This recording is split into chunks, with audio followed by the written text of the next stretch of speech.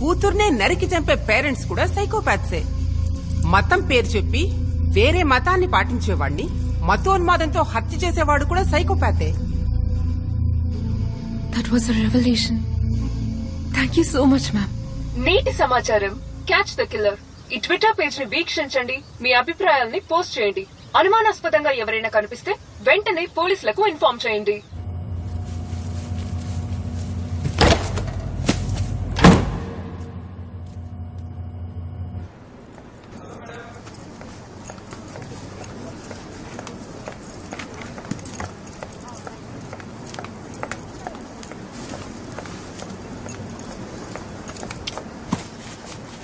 నా కూతురే, కూర్చో.